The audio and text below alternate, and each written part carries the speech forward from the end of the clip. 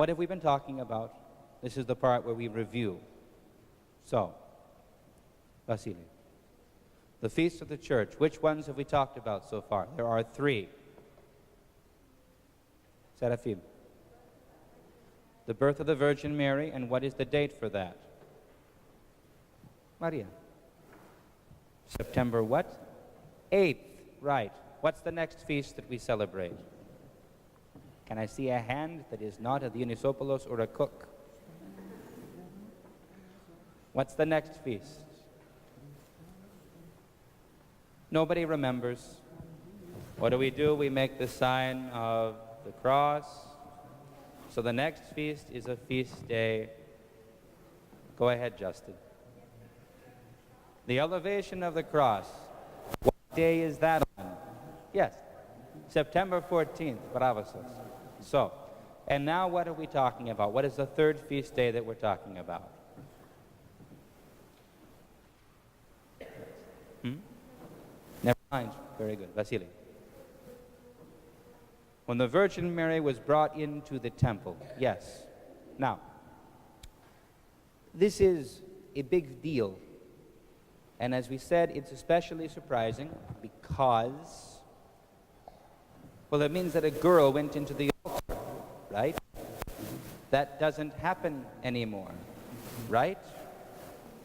And it's kind of irritating, right, girls? Yes, so I've heard this before. So we need to talk today a little bit about this fact.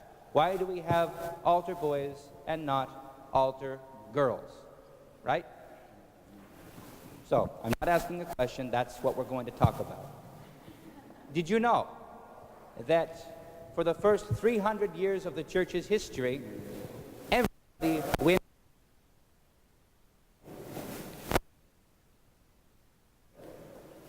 That's because I told the altar boys that they didn't get to for you. Everybody went inside the altar to take communion. And everybody took communion in the same way that the priests take communion now. They went up to the holy table, they put out their hands, and the body of the Lord was put in them. I've talked about this before, do you remember? And everyone took it, and then the priest gave them the chalice, and they drank from the chalice the blood of the Lord. Inside the altar, right up at the altar. Does anybody remember when we talked about this before? What changed? Anyone not the altar boys? What changed was the Emperor Constantine, whose icon is there in the window, became a Christian, and his mother too. And once the emperor was a Christian, everybody wanted to be a Christian because they thought that they'd get better jobs and more money. And that meant that they didn't come with faithful piety and care, and they didn't usually even understand why they were taking communion. So sometimes they would shove the person ahead of them in line and they would drop communion. Is that okay? Not at all. Okay, bravo. Sometimes they would take communion home and do weird things with it because they didn't understand that it was to be treated with respect. And most importantly, the communion was not something sacred to worship. It was to be received. And with all the shoving in line and the talking and the gossiping and the yelling and the competing, St. John Chrysostom, whose icon is inside the altar where all of you can't see on the other side of Christ, he's on the left side of Christ. St. John Chrysostom brought a new thing into the church. Before, we didn't need a spoon, but he brought in the spoon, and he brought communion outside of the altar, and he had all the people line up outside. So what changed was this. Because we, the people of the church, were not being careful with the gifts of God, all the lay people were kicked out of the altar. And that's when the icon screen got tall. Before, it was just a rail like this to show that this was the altar area, but so that everybody could see inside. And at that point, the only people let inside the altar were the priests. who had work to do there. Can anybody see where this is going? Why we have altar boys and not altar girls? Yes, because you heard it before. Bravo, you remember. The reason that we have altar boys is this.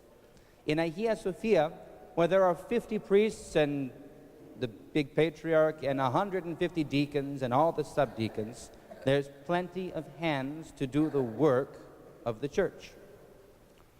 In Southgate, Michigan, there's one priest, and that's not enough to carry the candles and light the candles and care for the censer and boil the water and do all of the work that has to be done in the church.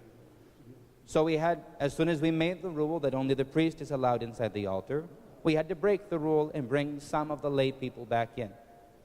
If you had to pick somebody to bring into the altar, if the rule is only priests go into the altar, what's the rule going to be? Only those who might become priests come into the altar. So when we bring altar boys in, this isn't to say you're better than anybody else. This is a test. This is, you kind of get to try on for size helping the priest, and he gets to see if you can be trusted to send on to the next level and maybe become a priest. That's the only reason that we let the boys inside the altar, because the priest needs help and because the church needs priests. And yes, girls aren't priests, which is the next question. What do the girls do in the church then? Everything else. Not that boys don't either. It's not that the priest gets the impressive job in front and the girls have to do all the work. That's not the point. But we have lots of work that happens to need to be done in the church. We have the singing in the choir. We have the chanting at the chant stand. We have the bringing of the candles up. We have the seating of the people, the care of the young people. And we have the praying, which is the most important thing to be done in the church. Because even though you can't have a liturgy without a priest, the priest can't do a liturgy without the people. Did you know that? If I come to church some Sunday and nobody else shows up, I can't do the liturgy. Because there's no one to say amen, but more's the point. All the priest is the one who presides, he leads the people of God in offering themselves to God. If there's nobody to lead, then I'm just some guy with funny clothes and a beard that makes people look at me weird, especially these days. So, that's the point. Who's the most important person in the church? Each one of you is the most important person in the church. My job is the most visible and the least important. Because if you all aren't here, nothing happens. And if I do the service and all of you, the boys and the girls together, aren't praying for real, aren't offering yourselves to God and thinking about how you can serve Him better in the week that's coming, then all we're doing is putting on a show. And it's supposed to be real. It's supposed to matter. It's supposed to change us. And that's the work of the liturgy, to change. Not me, or not me only, all of us together. So girls, just because you see the altar boys inside, don't think, oh, that's not fair. We don't get to go in there. Think about what the most important job is, which isn't to stand there with a robe and ignore the priest when he says, hey, pay attention. The most important job is to pray to God and to offer yourselves to Him. And that's all that all of us are trying to do. Having said that, let's stand up and take communion.